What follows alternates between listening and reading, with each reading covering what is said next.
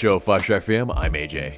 And wherever it is you get your pods, subscribe, share, and leave us a good rating.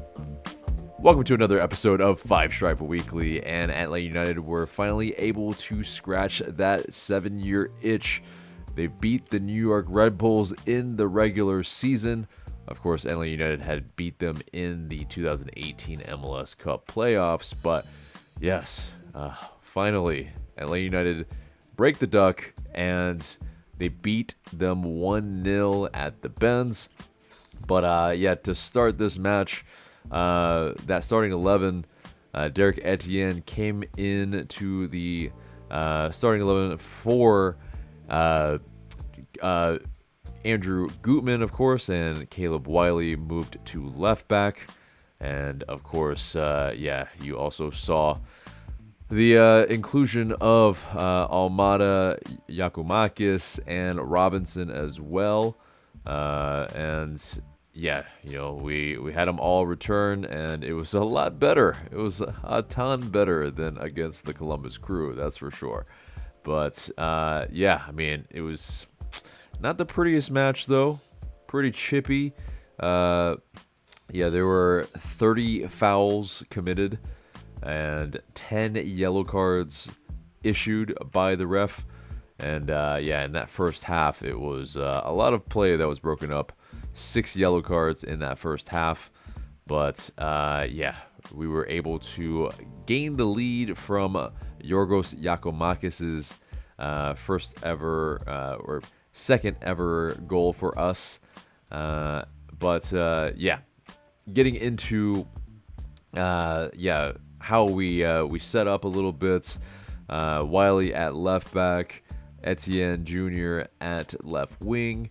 It definitely seemed like there was a little bit of chemistry, definitely something to work towards a little bit, but I think it was just the nature of this match, which was very start-stop. But that goal of ours, Etienne, he was part of it on the left wing. There was he received a ball from Miles Robinson, and quite a beautiful ball, really. But he took on his defender one-on-one.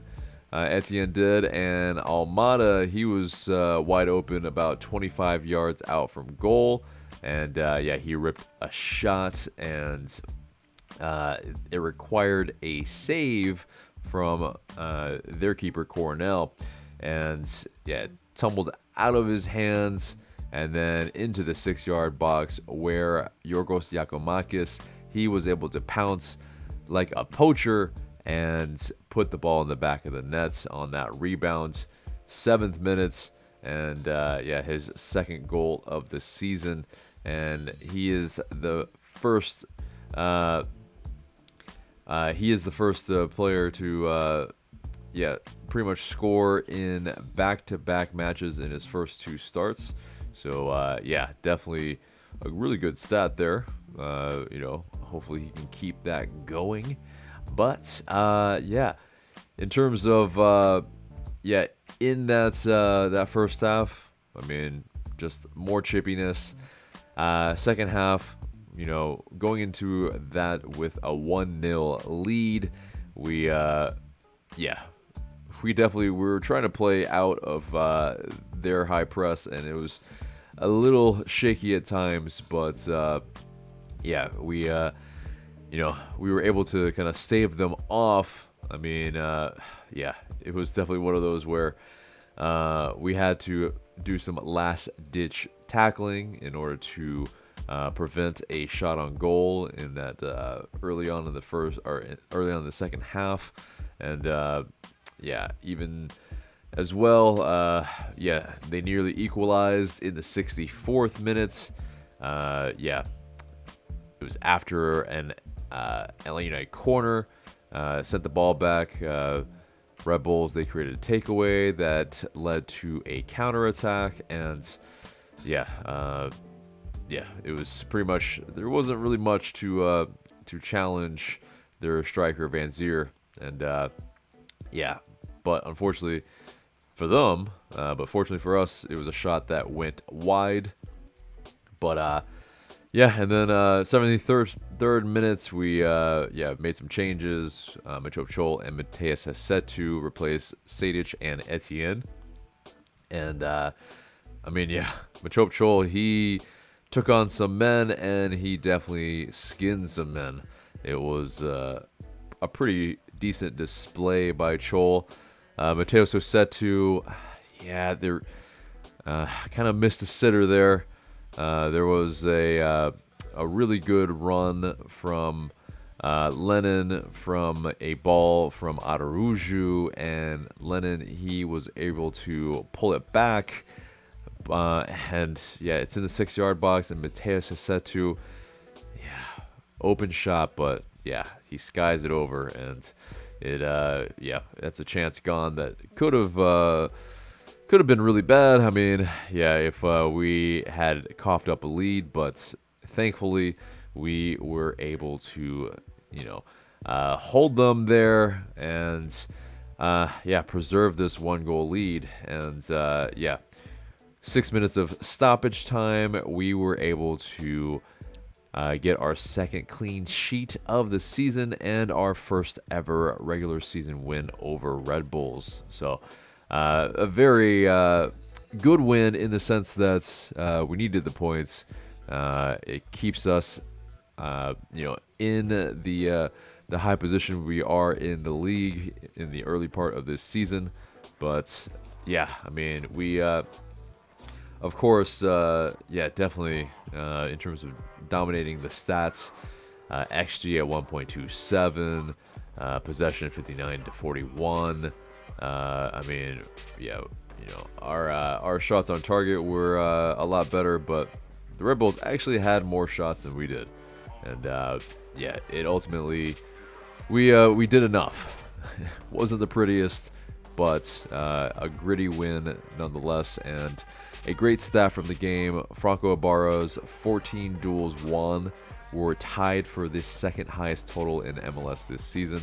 He's won 10-plus duels 4 times this season in 6 matches. So, really, really good stat there. I mean, he is, just really holding it down in the center of the pitch right now for us and breaking up play.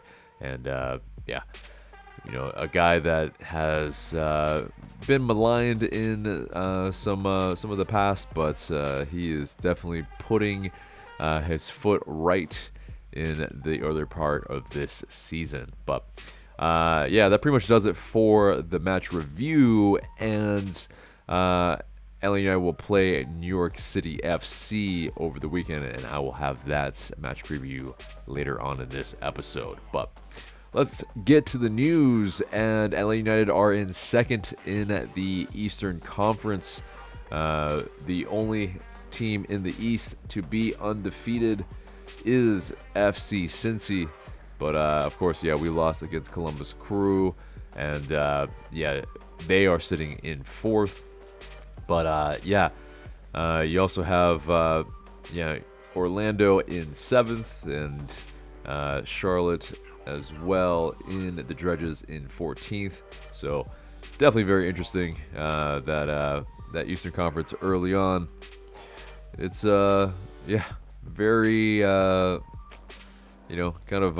think lopsided a little bit to a degree where Montreal CF with Wilfred Nancy switching sides to Columbus. Now they're doing much better. So very fascinating table, really, to look at. But moving on from that, the U.S. Open Cup second round started this week and runs through Thursday. And LA United will learn their third round opponents on Thursday at 6:30 p.m. So, there's a high chance that it could be the Charleston Battery again. But, it's usually pretty regional, so we will find out on Thursday. But in an article on The Athletic, Felipe Cardenas, he basically really delved into Thiago Almada and his the chances and where he might be going. I mean, there is the elephant in the room, pretty much, in the sense that Thiago Almada probably is not long for Atl United, and there is a high possibility that he will go to Europe, maybe in the summer, maybe in the winter. We will find out. But yeah, he basically pontificated which team might be trying to go in for him, but he also mentioned a quote from Messi and their time together, Thiago Almada and Lionel Messi at Argentina, that he said, quote, Thiago plays loose, he's very fast, and he has a lot of 1v1 ability. He's very clever, and he's not afraid of anything. He'll go at you. And yeah, he basically loves the early flashes of potential, and you know, basically there's high praise from Lionel Messi. I mean, when Messi is complimenting you, I mean, that's ain't a bad thing, right? But as well, Almada, he told The Athletic in March that quote, honestly, every day there are less number 10s. He said also, quote, I grew up watching Juan Riquelme, and I always wanted to play like him. I try to do the things that he did and also mold myself to modern football, but I consider myself a number 10. Riquelme is my one and only idol. I was lucky enough to meet him. He was Argentine football's last enganche. So, yeah, definitely very interesting because, yes, in terms of Almada, and you know, how he sees himself, you know, yeah, in the modern game there just aren't as many number 10s anymore, and yeah, it's very fascinating to see you know, who might pick him up, because yeah, he would definitely have to play maybe a little bit more as a two-way player, which you know, Almada does pretty well already, but definitely more so in you know, probably the teams that he might be linked with. But on to some of the quotes from the press conferences during the week. Machi Chol, he talked about his time with South Sudan, and yeah, he was definitely glowing. He got a little teary-eyed apparently as well, in that it was his first time back there with the national team, and he was born in South Sudan in '98 and moved to Georgia in 2000. And yeah, in terms of Machi Chol talking about you know, the playing as a number 9 as well, he yeah, did so in college for a year, and but that he's as well playing as a winger is you know, for him, being confident taking guys on 1v1, and yeah, trusting your team if there's a turnover. But yeah, also as well, Juan Hoparata, he spoke about and yeah, you know, the new challenges for him about playing at Yankee Stadium. He has not played there, but yeah, you know, the apparently the lessons from the Red Bulls game could be applied there, as yeah, it is definitely a small pitch, and so if they press high, then there's, you know, more there's condensed space to play in. But yeah, right now he also mentioned that the team's playing good football, but having the fight they didn't last year is pretty much the difference so far, and that is very fascinating of a quote. But yeah, and last bit of news is that Atl Utd 2, they picked up their first point of the 2023 season with a 1-1 draw against the New York Red Bulls 2. And in the MLS Next Pro League, teams go to a shootout when there is a draw, and the visitors earned, unfortunately, that point after a 5-4 shootout win. So unfortunately that was the case. But as far as our goal scorer, Eric Lopez, he was able to score in this match and yeah, give Atl Utd 2 the early lead. But of course, yeah, that 5-4 shootout victory for the New York Red Bulls 2 gave them the shootout victory. But the Twos, they return to action next Sunday. They travel to face NYCFC 2 in the first road match of this 2023 season. So definitely a lot of mirroring from the first team and the second team for sure. But that does it for the news and gets us to the match preview and the aforementioned, yes, Atl United also will be playing NYCFC 7:30 on Saturday at Yankee Stadium. And NYCFC sit in 6th in the Eastern Conference so far this season. 2 wins, 2 draws, 2 losses. And last match, they drew the New England Revolution, who are in 3rd. So, yeah, no slouches from that so far. But in terms of NYCFC, yeah, you know, they've kind of cycled through some coaches, but yeah, Nick Cushing right now is their head coach, and right now as well, yeah, they are in that sense a team that's a little bit transitioning. They've lost a lot of big names. Maxi Morales, he returned to his boyhood club in Racing Club. Sean Johnson has moved to Toronto FC, their longtime goalkeeper.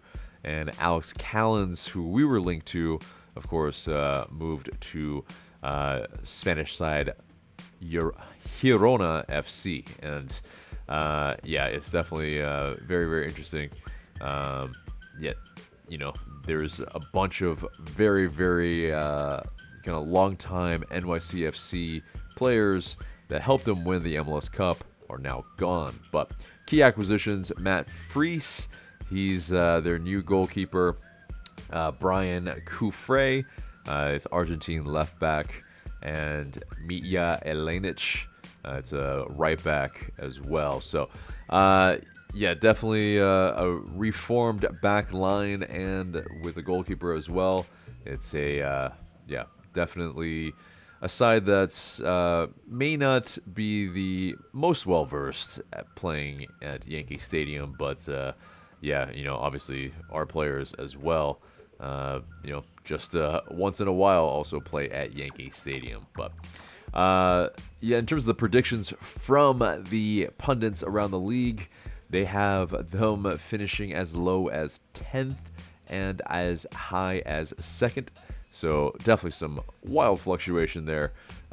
Probably a team that's a little bit hard to predict with so much turnover from their MLS Cup winning season. So last season they finished 3rd, but yeah, will they finish as high this season? It will remain to be seen. But yeah, moving on to Atl United and our unavailable players. Ozzy Alonso, still in individual training, probably unavailable. Andrew Gutman, he was back in some individual training as well. But, you know, that adductor injury, he was able to return. So, you know, that is a good sign at least. So, getting into that predicted starting 11 then. Brad Guzan between the sticks. Lennon, Robinson, Purata, and Wiley, I think, are persisting at the back line. Ibarra and Sejdic. In midfield, Almada at the 10, Luis Araujo and Derek Etienne at the wings, and Giorgos Giakoumakis up top. So, what do you guys think? Will it be anything different from last match? I mean, I think you know, the less that you need to rotate, the better, and I think probably this is probably the first choice for the minutes.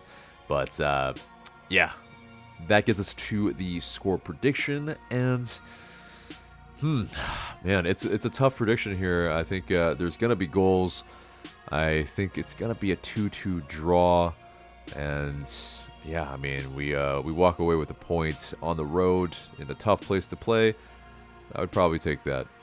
It's you know, not the worst result in the world, but guys, what do you guys think? Let us know in the comments below. But that does it for the almost the entire episode, except for the question of the day. And the question of the day is, who should be the first choice left winger when everyone is healthy? Should it be Caleb Wiley? Should it be Derek Etienne Jr.?